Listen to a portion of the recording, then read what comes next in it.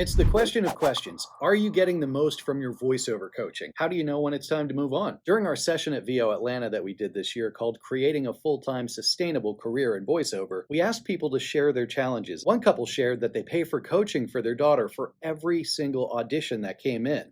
Pausing for the plane. Go away. So can you imagine paying for coaching for every audition? It's just not sustainable. And they were at a loss for what to do. I completely empathize with them. What does it take to get to the point to implement everything that you've learned in private coaching and do it on your own? How do you get that confidence? Well, here are some tips to help you get the most from your voiceover training. Number one, always ask why. When an instructor gives you a direction, ask them why. No, not just to be like a little kid. Why?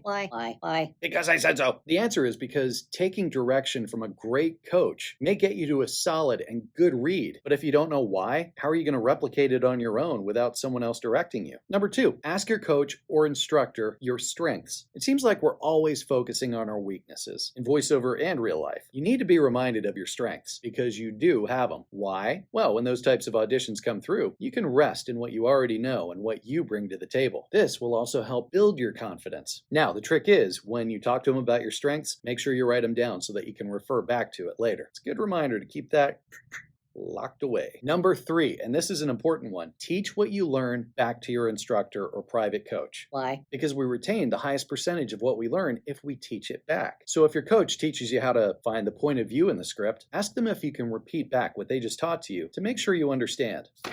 Number four, and this one seems like a no-brainer, but record and listen back to your reads. I'm the worst at this. It might be just that I'm too busy, or it might be that I'm actually lazy. I'd like to think the former. But either way, it always helps if you go back and you listen to your reads. Why do this? Because it's going to train your ear what to listen for when you audition on your own. Putting a little time between when you recorded it and then listening back, it'll help you listen with fresh ears. When you put all these things into practice, it'll allow you the freedom to feel like you can move on from your coach or instructor when the time is right, and then apply these principles on your own. I know this might be a strange video coming from an actual voiceover studio that trains people in how to do voiceover and why we exist, but that's the thing. Our job is to help train you so that you don't need us at some point. Our goal is to help you retain the information and to utilize it so that you can create a great career on your own. So whether you train with us or elsewhere, learn all you can from a certain place or a coach or instructor and then move on to the next one. There's always something to learn and we can always get better at this craft of voiceover. We want you to walk away from any class or workshop knowing way more than when you stepped in, plus feeling more confident and capable than when you started. In case you don't know, our goal here is to equip, elevate, and inspire you in your voiceover journey. Thanks for watching. Please give this video a like and subscribe and share it if you know somebody else who might like this.